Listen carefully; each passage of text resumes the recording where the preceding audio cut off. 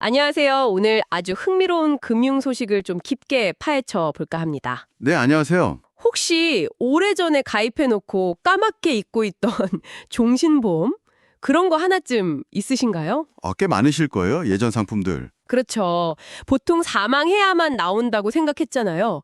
근데 그 보험금을 이제 살아있을 때, 뭐랄까, 연금처럼 쓸 수 있는 방법이 생긴다고 해요. 네, 맞습니다. 바로 사망보험금 유동화라는 제도인데요. 네, 이 사망보험금 유동화. 오늘 금융위원회 자료랑 관련 기사들 쫙 모아서 이게 도대체 뭐고 또 누구한테 해당되는지 어떻게 활용할 수 있을지 핵심만 쏙쏙 알아보겠습니다. 네, 핵심은 의외로 간단해요. 내가 나중에 사망했을 때 받을 그 보험금의 일부를요, 살아있을 때 미리 연금처럼 나눠받는 겁니다. 아, 미리 당겨받는다. 네, 근데 정말 중요한 건 옛날에 가입해서 이런 연금 전원 기능 자체가 없었던 보험들이 있잖아요. 네네, 그런 게 많죠. 그런 종신보험도 이제 제도성 특약이라는 걸 통해서 가능해졌다는 거예요.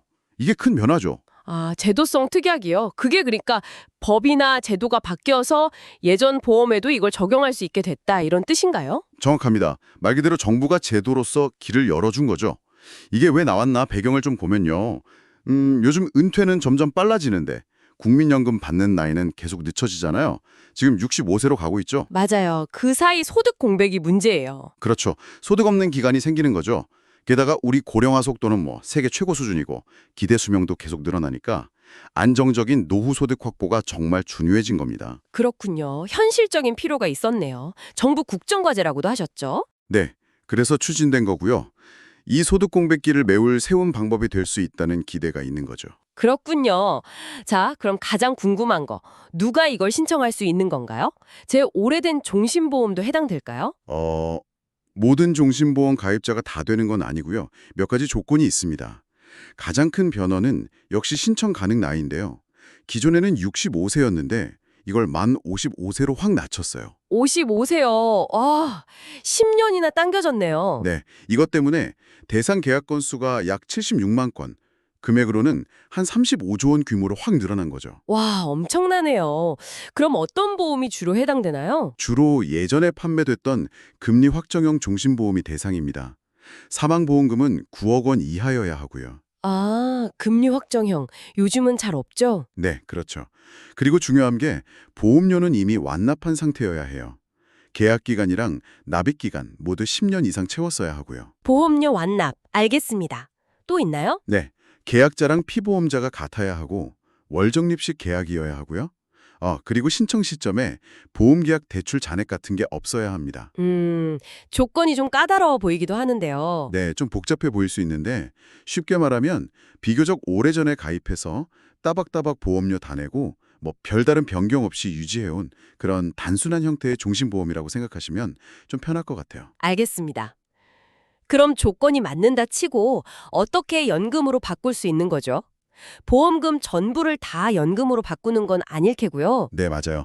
사망보험금의 최대 90%까지 그 범위 안에서 연금 전환을 신청할 수 있습니다. 90%까지요. 그럼 10%는 무조건 사망보험금으로 남는 거네요? 그렇죠. 최소한의 사망 보장은 남겨두는 거죠.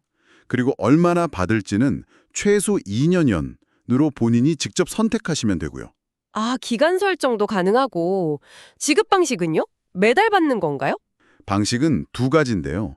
1년치 연금을 한 번에 받는 연지급형이 일단 올해 10월에 먼저 나오고요. 아, 1년치를 한 번에. 네. 그리고 매달 꼬박꼬박 받는 월지급형은 내년 초에 나올 예정입니다. 나중에 바꿀 수도 있고요. 오, 선택권이 있네요. 그럼 대략 얼마나 받을 수 있을까요? 예시 같은 게 있을까요?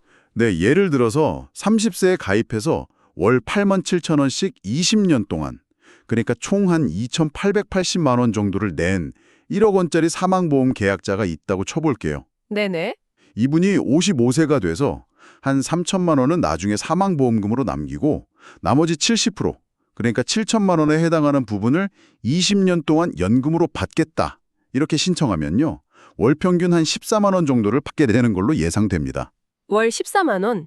아주 큰 돈은 아니지만 그래도 국민연금 받기 전까지 몇 년간 이어진다면 나름 도움이 되겠는데요? 그렇죠. 없는 것보다는 훨씬 낫고 소득 공백기에 보탬이 될 수 있죠. 그리고 총 받는 연금액은 내가 낸 보험료 총액보다는 많도록 설계됩니다. 100%는 넘도록요. 아, 낸 돈보다는 많이 받는다. 다행이네요. 세금은요? 특정 조건을 만족하면 비과세 혜택도 가능해요. 월 보험료 환산액이랑 다른 저축성 보험료 합계가 월 150만 원 이하 뭐 이런 조건들이 있는데 이건 좀 확인이 필요하고요. 신청 자체에 뭐 추가 비용이나 사업비가 되는 건 없습니다. 비용은 없다. 알겠습니다.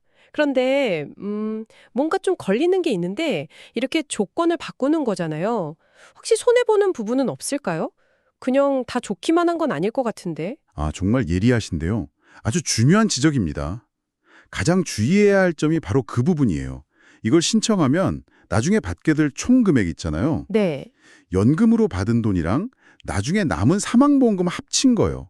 이게 원래 받기로 했던 사망보험금 총액보다 적어질 수 있다는 겁니다. 네, 잠깐만요. 총 받는 돈이 줄어들 수 있다고요? 그건 좀 굉장히 큰 단점 같은데요. 왜 그러는 거죠? 이유가 있습니다. 연금액을 계산하는 기준이 해약환급금이거든요. 해약 환급금? 아, 중간에 깨면 받는 돈. 맞습니다. 보통 보험 중간에 해지하면 받는 돈인데 이게 만기나 사망 시 받는 돈보다는 적잖아요. 네, 훨씬 적죠. 그 해약환급금을 기준으로 연금을 지급하고 또 여기에 붙는 이자, 그러니까 예정이율이라는 게 복리로 불어나는 기간도 원래 계약대로 쭉 두는 것보다 짧아지게 되죠. 연금으로 미리 뺏었으니까요. 그러니까 이자가 붙을 원금도 줄고 기간도 줄어드니까 총액이 줄어들 수밖에 없다 이 말씀이시군요. 네, 그런 권리입니다. 야, 이거 완전 공짜 점심은 아니네요. 그렇죠? 그렇죠. 절대 아니죠. 그러니까 당장 현금이 좀 필요하거나 아니면 국민연금 받기 전까지 그 소득 공백 메우는 게 더 중요하다. 이렇게 판단될 때 미래에 받을 총액 일부를 포기하고 현재의 현금 흐름을 택하는 뭐랄까 일종의 거래네요. 정확히 보셨습니다. 당장의 현금 흐름이냐 아니면 미래의 가족에게 돌아갈 총액이냐 이 둘 사이에 굉장히 중요한 선택이죠. 그래서 정말 신중해야 합니다. 그럼 이거 언제부터 신청할 수 있는 건가요? 올해 10월부터입니다. 하나생명, 삼성생명, 교보생명, 신한라이프, KB라이프 이렇게 5개 주요 생명보험사에서 먼저 시작하고요. 다른 회사들도 차차 도입할 예정이에요. 10월부터 알겠습니다. 근데 아까 총액이 줄어들 수도 있다고 하셨잖아요. 그럼 소비자들이 잘 모르고 신청했다가 나중에 후회할 수도 있을 것 같은데 보호장치 같은 건 있나요? 네, 물론 마련되어 있습니다. 일단 대상자에게는 개별적으로 안내가 갈 거예요. 문자나 카카오톡으로요. 이건 대통령 지시사항이기도 하고요. 아, 직접 안내가 가는군요. 네, 그리고 제도 초기에는 혹시 모를 불안전 판매를 막기 위해서 꼭 보험사 지점 같은 대면 창구를 통해서만 신청을 받도록 했습니다. 아, 온라인이나 전화로는 안 되고 직접 가야 하는군요. 네, 초기에는 그렇습니다. 보험사마다 전담 안내 인력도 배치해서 운영할 거고요. 또 신청하고 나서 일정 기간 안에는 그냥 취소할 수 있는 철회권이나 만약 중요한 설명을 제대로 못 들었다면 계약 자체를 물을 수 있는 취소권도 보장됩니다. 안전장치가 있긴 하네요. 그래도 역시 본인이 장단점을 꼼꼼히 따져보고 결정해야겠어요. 당연하죠. 본인의 상황에 맞춰서 판단해야 합니다. 사회 전체적으로 보면 이게 고령화가 심해지니까 주택연금처럼 노후 소득을 보완할 수 있는 또 하나의 옵션이 생긴 셈이네요. 맞습니다. 그런 의미가 크죠. 그리고 보험산업 자체에도 좀 변화를 가져올 수 있어요. 보험사의 역할이 단순히 사망했을 때 돈 주는 걸 넘어서서 이제 노후생활 지원이나 뭐 요양, 건강관리 같은 서비스 쪽으로 확장될 가능성을 보여주는 거죠. 아, 보험사가 이제 서비스 회사처럼 될 수도 있다. 네, 실제로 정부도 서비스형 보험 상품 활성화, 이걸 국정과제로 추진 중이거든요. 인구 구조 변화에 맞춰서 보험업계도 변해야 하니까요. 그렇군요. 참 중요한 변화네요. 그럼 오늘 내용을 좀 정리해 주실까요? 네, 정리하자면 이제 만 55세부터 내가 나중에 받을 사망보험금의 일부를 생전에 연금처럼 미리 받아서 활용할 수 있는 제도가 오는 10월부터 본격 시행됩니다. 네. 이게 국민연금 받기 전까지의 소득 공백기나 혹은 예상치 못한 자금 필요 시에 유용한 대안이 될 수는 있습니다. 하지만 연금으로 미리 받으면 나중에 받게 될 총 수령액, 연금 플러스 남은 사망보험금이 원래 사망보험금보다 줄어들 수 있다는 점, 이게 가장 중요하고요.